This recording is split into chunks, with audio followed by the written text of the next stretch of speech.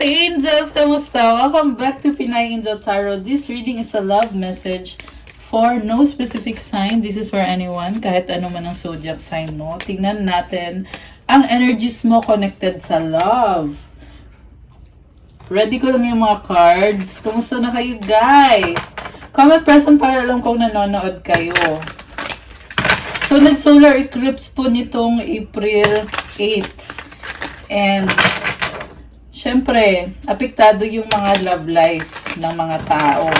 Tingnan natin kung kasama ka doon. Yan yung aalamin natin sa reading na to, kung ano ba ang mga energies connected sa'yo at sa person mo ngayon. Okay. Alamin din natin kung anong feelings ng taong yan sa'yo. Okay. Or kung ano man ang energies na masagat natin. So, ready ko lang yung mga cards nyo, guys. Comment present para alam ko nanonood kayo. Kung kailangan nyo ng gabay, pwede kayong magpa-private reading sa akin. May bayad yun. Kaya, message na lang ako sa Facebook page ko, Pinay Angel Tarot, or sa Viber or sa WhatsApp para mas mabilis. Nasa description box po yung contact details ko. Also, for those na nagtatanong about crystals, kagaya ng nakikita nyo ginagamit ko, meron po tayong crystals for sale, nakapost sa Instagram ko. So, beware of fake account kasi maraming kumokopya sa content ko, guys. Kaya, make sure na yung link na nakalagay dito sa YouTube ko, yan yung gamitin nyo. Okay? Para safe kayo, guys. Reminder lang po yan. Okay. So, anyway, eto na. Start na tayo. Oh my gosh! Na-excite na ako agad sa reading natin kasi unang card mo pa lang ay feelings. Admire. Oh my gosh. Obstacles. Okay, definitely may feelings kayo sa isa't isa. Gusto nyo ang isa't isa. Nagkakasundo kayo dyan. Pareho kayo ng nararamdaman. Kaso lang merong obstacles. Ibig sabihin may problema. Ano kaya yung problemang yun? Aalamin natin. Sabi dito, look for ways around the obstacles to find happiness. Take time out to explore the deep emotions you are experiencing. It's time to think of everything that you admire in your partner. Ang lalim ng nafe-feel mo sa taong yan. And parang kailangan mo munang i-process kung ano yung nararamdaman mo. Kasi minsan nakakalito din kapag na-overwhelm ka ng feelings. Diba, guys? Ayan. Okay. So, from the tarot, overall energy is 5 of Pentacles. Yung person mo ngayon parang nawawala ng pag-asa sa connection nyo. Bakit kaya? Merong pagbabago dito nangyayari eh. And sa pagbabago na yan, parang nahihirapan siyang kumonek sa'yo. Posible kasi iniwanan mo siya or naghiwalay kayo or binlock mo siya or basta may nagbago dito na kaya natatakot siya. Parang iniisip niya baka mamaya hindi mo na siya tanggapin, baka mamaya iniwanan mo na talaga siya. Masakit sa kanya. Ayan. Ang focus niya, the Fool. What crosses this person is 3 of Wands. So, nakafocus siya sa bagong simula. Uy, maganda to. Hinihintay ka niya. Alam mo, nakita ko dito, gusto ka niya, oo, pero gusto niya din na ikaw yung maunang lumapit sa kanya or mag-move. Kasi, feeling niya kasi ayaw mo sa kanya eh. Excuse me, guys. Nabilao ka na. Okay. Okay, ayun. So, feeling niya ayaw mo sa kanya, kaya inisip niya, dapat ikaw yung mauuna. Ikaw yung mag-reach out, magme-message, kakamustahin mo siya, babalikan mo siya. Kasi hindi siya balance dito eh. Parang, posible yung iba sa inyo talagang naghiwalay or baka hindi clear sa kanya kung kayo pa rin ba, kung okay pa ba kayo. Ayan. What lies below is the 4 of Swords. So, nananahimik siya eh. On the process of healing siya ngayon, kita mo nakahiga. And decision niya talaga yon na ipahinga yung sarili niya, yung isip niya.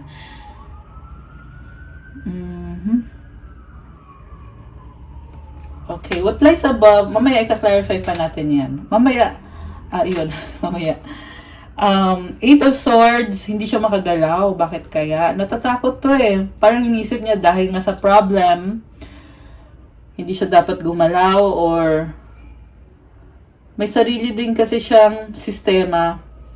And iniisip niya dapat maayos yung connection nyo. Kasi kung hindi, hanggat hindi mo siya tinatanggap, hindi rin siya makakamove sa'yo. Okay, yan yung nangyayari dito. What lies behind is Ace of Cups.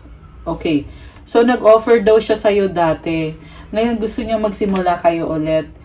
So parang siguro 2 beses na kayo nag-away or baka mas higit pa. Pero ang nakita ko dito, dati na siyang nakipag-ayos sa'yo. Ngayon gusto niya ulit gawin ulit. So siguro 2 malaking away or 2 malaking problema yung nangyari dito.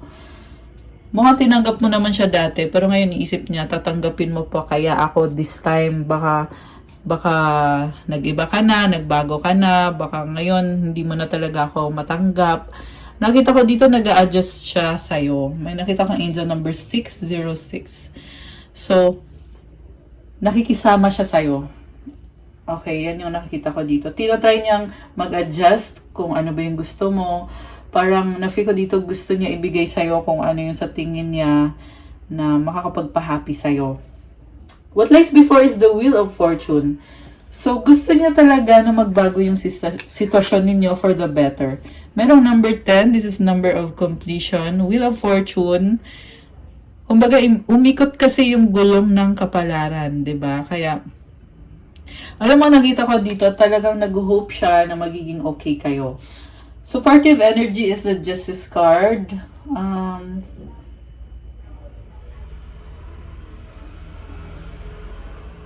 Gusto niya talaga ma-achieve yung stability, balance, and pinaglalaban niya kung ano yung katotohanan. Alam mo, nakita ko dito, may boundaries tong taong to eh. Kaya, may dahilan siya kung bakit ganito yung nangyayari sa sitwasyon nyo. And, ngayon, parang this time, gusto naman niya na maging maayos ulit. Gusto niya ibalik yung balance na nawala. Ang tingin niya sa'yo, parang natatakot kang lumapit sa kanya. Parang, alam niya na attracted ka din sa kanya eh, pero natatakot ka.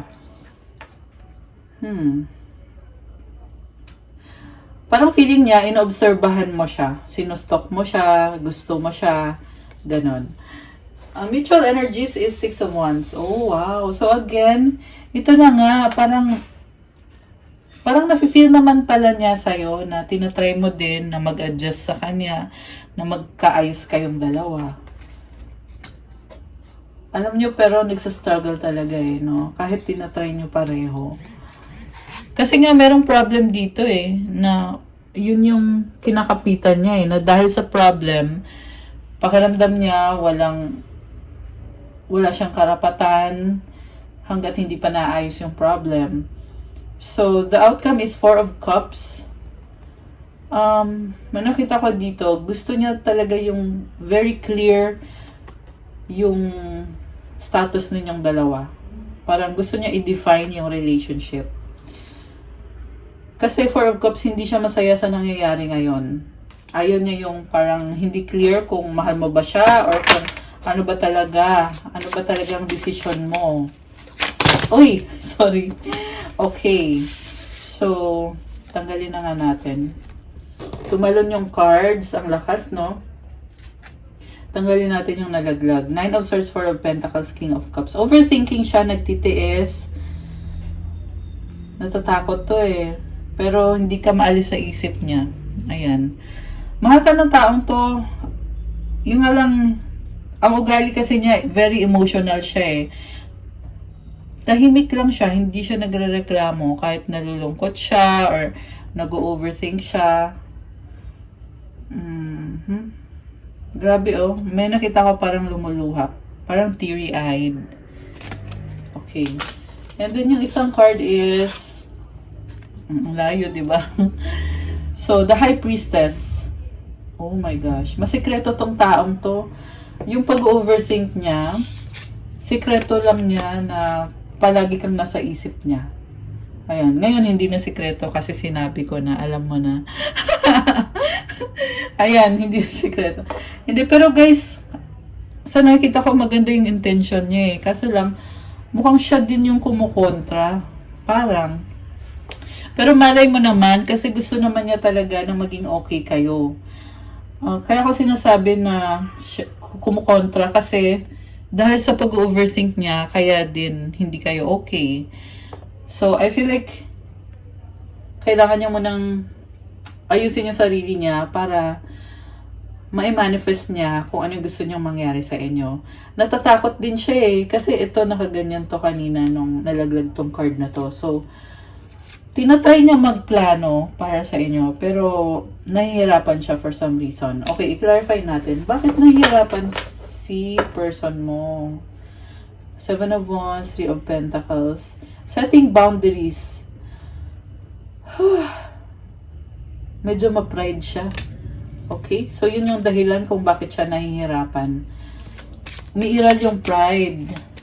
Girl. Ayan, nalilito din. Kita mo yan, ang daming iniisip. 11, 12. Ayan, muntik na nag-11, 11. Napatingin talaga ako sa clock. Ayan, 11, 11 yun. Pero may something wrong. Pag ganun kasi, ibig sabihin, meron pa talagang kailangan ayusin. So, anyway, 2 of Cups. Ikaw yung pinili niya kita mo, merong option May tinitingnan siya, Ayan, merong babae.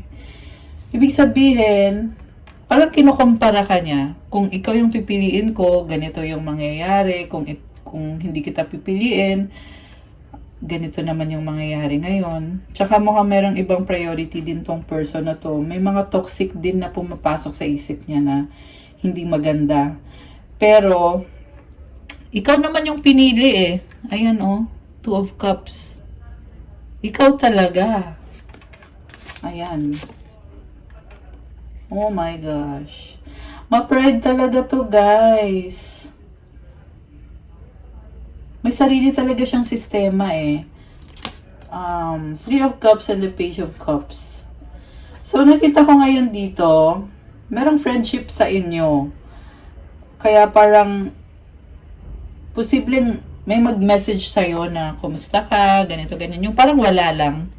Pero sa totoo lang, syempre, gustong lumalim pa yung connection nyo. Pero, ang nakita ko kasi dito, parang, usapan na hindi ganun ka lalim or hindi ganun ka serious, pero at the same time merong happiness and excitement. Okay, so yes, may nakita kong communication, possible na mag-usap kayo or gusto kanyang kausapin. So Temperance, itong pag-uusap na to, nakita ko nag-a-adjust kayo sa isa't isa. Kailangan mangyari yan para kumbaga matansya mo at matansya niya kung ano bang meron dito sa connection na to. Gusto mo pa rin ba ako? Ayan, kahit sa totoo lang, alam nyo naman na gusto. Oh my gosh! Guys, in love! In lababo! Queen of Wands. Oh my goodness. 8 of Cups. Alam mo, nakita ko dito. Oo, in love siya, pero bakit umiiwas? Para sabi niya dito, ayusin ko muna yung sarili ko, pero oo, mahal kita. Ayun. Babalik ba siya? Oo, babalik siya. Pero, medyo nag-aalangan, medyo natatakot. Ace of Wands. 9 of Pentacles. Ngayon nakita ko mag-isa siya dito. Parang, na-enjoy niya yung life niya kahit mag-isa siya. Iniisip ka pa rin niya. Ayan, pero parang nasasanay na mag-isa. Knight of Cups and the King of Pentacles. Oh, wow. Parang, so dito guys, nakita ko parang may kailangan siya sa'yo. Ayan, pero tinitiis niya, kinakalma niya yung sarili niya. Kailangan niya yung support mo. So, the Strength card, ayan, inner strength, lumalaban pa rin kumakapit pa rin siya. So, 10 of Swords and the Star. Oh, wow. So, may ending, bagong simula, merong wish.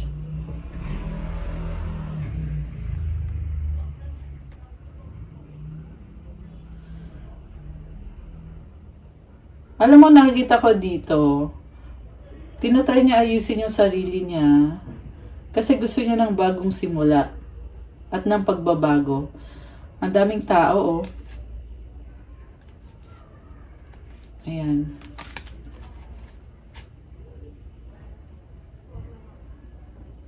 So, possible na marami ding tao sa paligid nitong person na to. Ayan, Queen of Cups. The Moon and the Eight of Pentacles. So, parang may something na nakatago eh. Ayan, or meron siyang tinatago or connected sa trabaho naman to. Ayan. Parang I feel like pinoproblema niya yung finances niya, yung trabaho niya.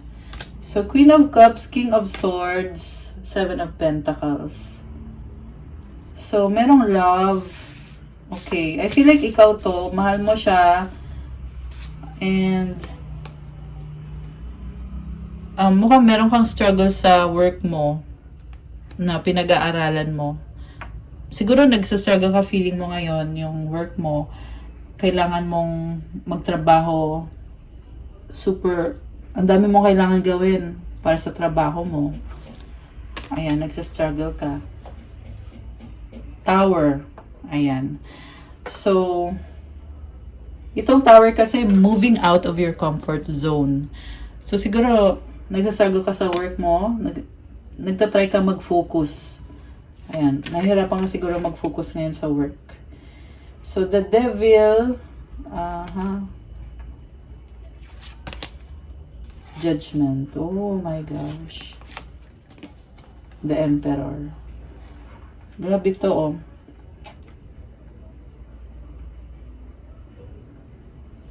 Alam mo, merong mabigat na energy dito na tinatry mong hanapan ng solusyon. Ayan. So, ito na nga, connected yan sa eclipse, syempre. Itong buong reading na to. Ayan, merong mabigat na sitwasyon. So, ang sabi dito guys, kailangan mong magpakatatag at kailangan ikaw mismo mag-effort ka para maayos mo yan. So, take note na yung problem na lumabas dito. Posible yan sa love life, posible din sa career or sa kahit na anong sitwasyon sa buhay mo ngayon. Two of Pentacles, Four of Wands. Oh, okay. So, merong happiness and excitement naman pala dito eh. Multitasking ka. Ayan, enjoy lang. Okay. Kanina lumabas nga meron kang clarity sa isip mo. Nagiging clear sa'yo ano bang dapat kong gawin. Paano ko ba mapapalago yung trabaho ko, yung negosyo ko. O yung paano ko maayos yung work ko. May ganun din. Six of Cups, Five of Swords. So, may memories dito na parang hindi mo matanggap yung memories na yon or nahihirapan ka. Siguro may mga flashback na bigla mong naiisip na memories. Ayan. Posible yung memories na yan, guys, galing sa past, as in, sobrang tagal na. Ten of Pentacles. Oh, okay. Page of Wands. Nine of Cups, Three of Pentacles. So, merong nakita kong success connected sa finances. Bagong energy, bagong simula. Masaya ka. Merong partnership, merong pinag-aaralan. Okay, Five of Cups, Eight of Wands. Merong matatanggap na malungkot na mensahe. Ayan. Connected sa isang person, Queen of Pentacles. Baka ito ay Earth sign, Capricorn, Taurus, Virgo. Kung sino man tong person na to, ayan, malungkot na mensahe. Oh, the Chariot. Okay, may ginawa siya na hindi ka naging masaya. Ayan, kaya malungkot. The Hanged Woman, Ace of Pentacles.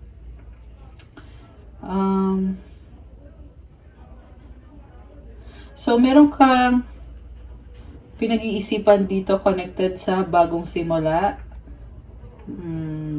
or connected sa finances.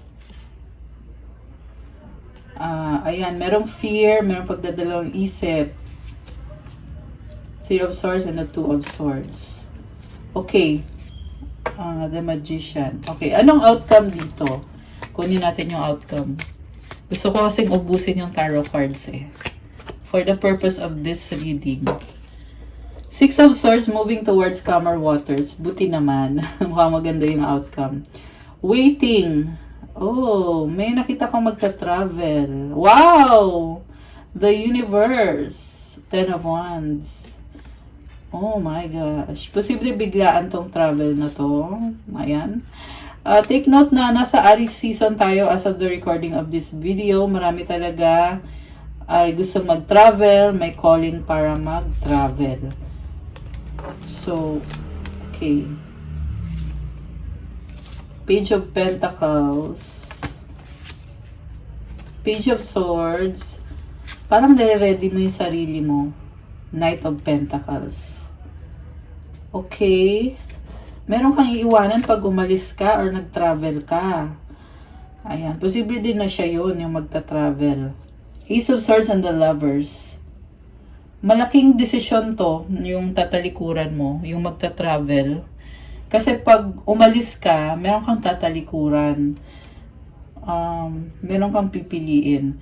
So, sa iba naman, hindi naman literal na travel, kundi talagang may pipiliin kang tao at maiiwanan ka. Ayan. So,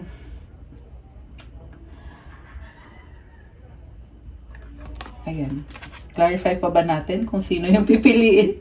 Iba-iba kasi ng sitwasyon, kaya ang hirap din magbigay ng example. Kasi, ayun, kasi nga iba-iba ng sitwasyon, di ba? So, Knight of Swords, the Magician, the Hierophant. Oh. Meron mabilis na energy dito. Na meron kang aayusin eh. May ayusin ka, parte ng buhay mo. Na, okay. Magkakaroon ka ng achievement dyan. Ayan oh, 10 of Cups, achievement to. Pag nagawa mo yun. 22, 22. Oh my gosh, angel numbers. May mga angel numbers tayo ngayon, guys. Ang dami. Kanina, 11, 11. Ngayon, 22, 22. Oh, my goodness. Queen of Swords and the Death card. Bigat nito, oh. The Hermit, King of Wands.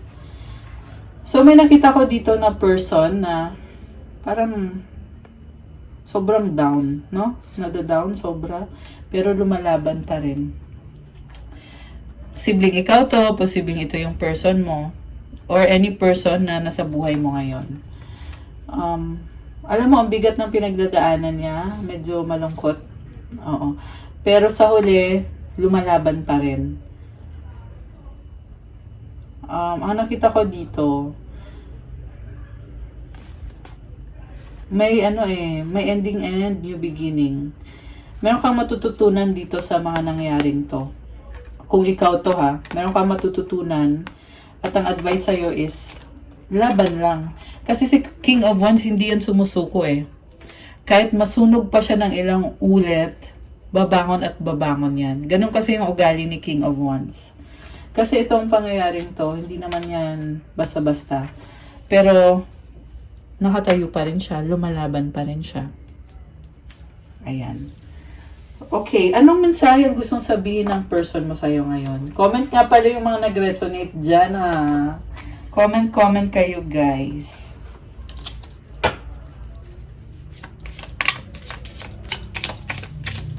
Anong gustong sabihin ni person mo na hindi niya masabi? I want to feel that way again. I'm starting to understand our connection. The timing just wasn't right for us. Oh my gosh! Parang kinilig ako. Char.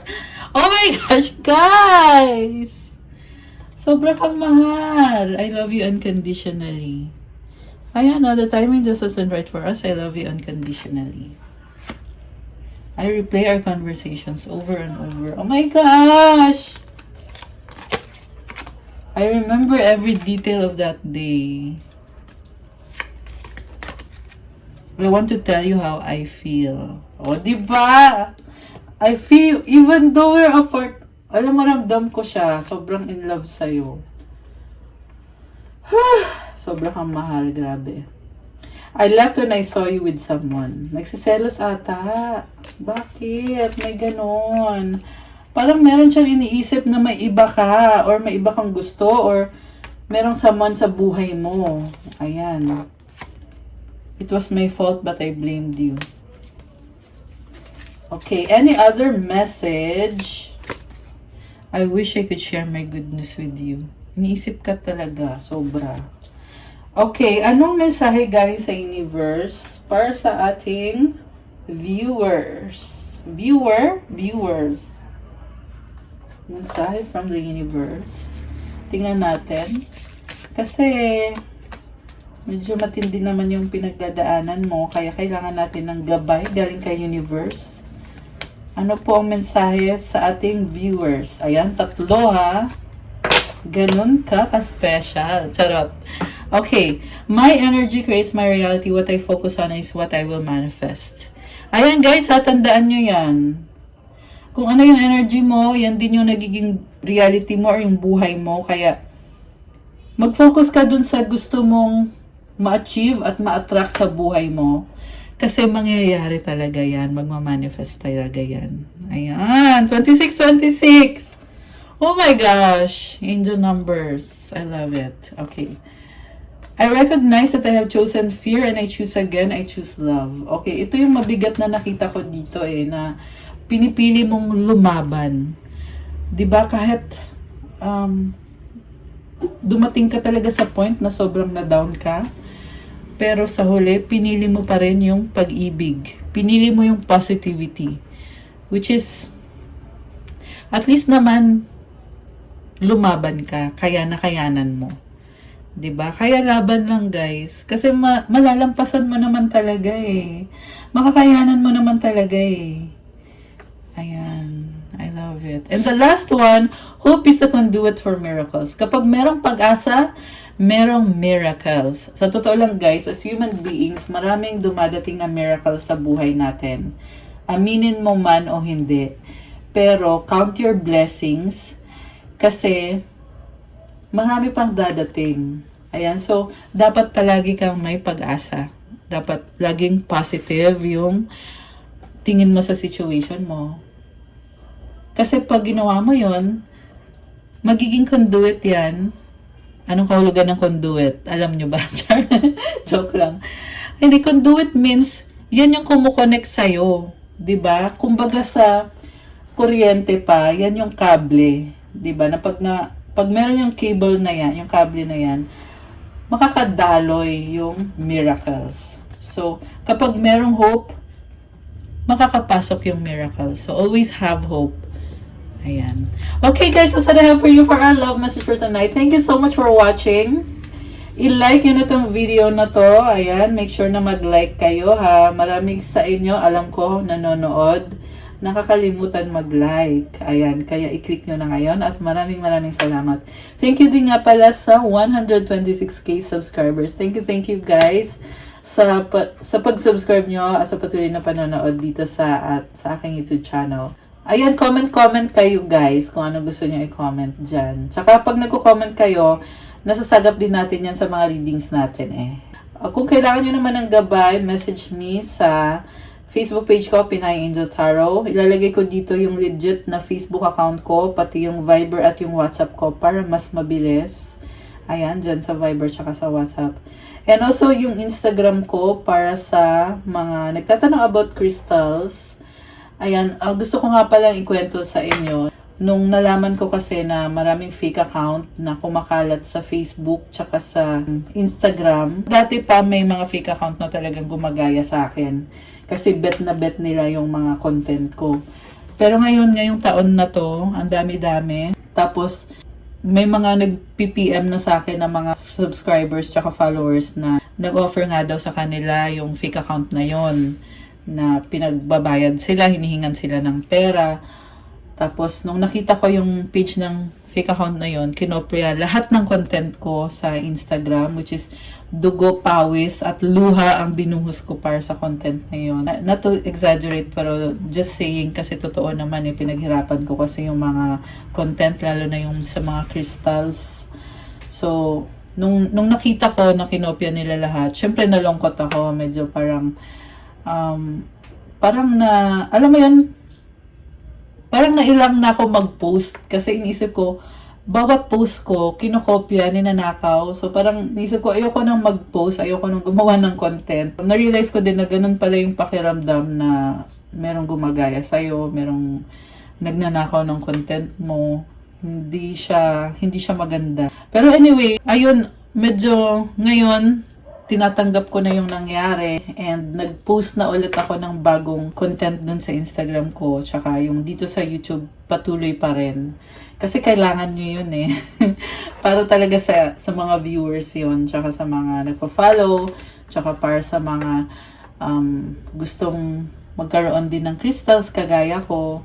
Ayan, kaya ko ginagawa yun. So, ayun, shinare ko lang sa inyo na ganun yung mga experience. Pero ngayon, dinededma ko na lang sila. Pero, syempre, kailangan ko ding i-inform kayo na meron nga kasing mga fake account na ganyan para alam nyo. Kasi pag alam nyo, hindi maiiwasan nyo sakali. Kasi, nagbe-message sila eh.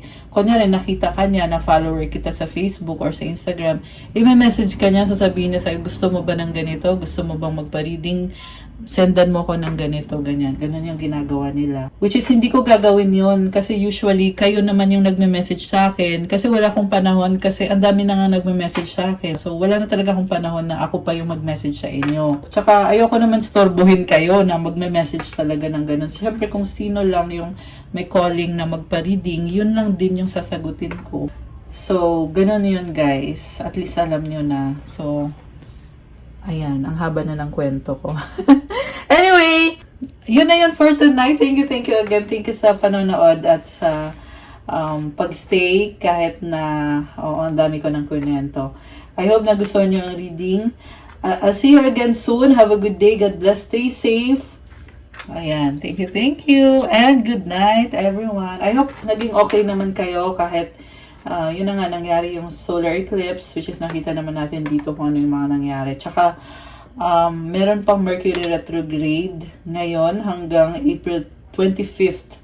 Ayan, kaya may mga delay sa communication. Kung napapansin nyo, nagkakaproblema sa gadgets, may mga ganyang problems. Ganon talaga pag Mercury retrograde. I-comment nyo din yung experience nyo. I-share nyo din dito sa comments. Thank you. God bless again. Good night. Stay safe. And I'll see you again soon, guys. Love you guys. Bye!